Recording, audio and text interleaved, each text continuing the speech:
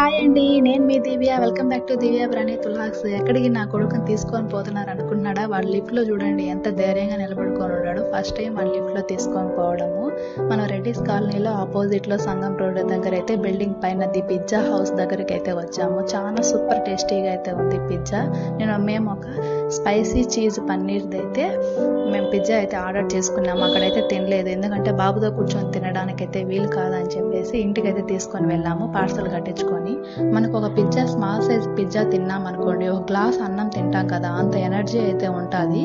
ఇందులో పిండి పదార్థాలు అయితే ఎక్కువగా ఉంటాయి, ఎందుకంటే ఇది మైదాతో చేస్తారు కాబట్టి 50 to 60 క్యాలరీస్ అయితే వస్తాయి.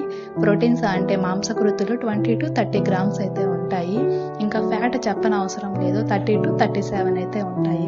చాలా మంది ఆల్మోస్ట్ సాటర్డే సండే వచ్చిందంటే చాలు ఎక్కువ పిజ్జా ఇంకా చికెన్ ఇవైతే ఎక్కువ తినాలనిపిస్తూ ఉంటారు. కొంచెం తగ్గిస్తే మేలు, ఎందుకంటే కొలెస్ట్రాల్ కూడా 150 మిల్లీగ్రామ్స్ అయితే ఉంటాయి. అంటే ఒక స్మాల్ సైజ్ పిజ్జాలోనే అంత ఉంటుందంటే ఇంకా బిగ్ సైజ్ పిజ్జా మీరే ఊహించుకోండి. మన బాడీకి ఒక రోజుకి 5 గ్రామ్స్ మాత్రమే సాల్ట్ ఉండాలి. ఇందులో ఒక స్మాల్ సైజ్ పిజ్జాలో 2.5 గ్రామ్స్ అయితే సాల్ట్ అయితే ఉంటుంది. మన వీడియో కూడా నచ్చితే లైక్ చేసుకోండి.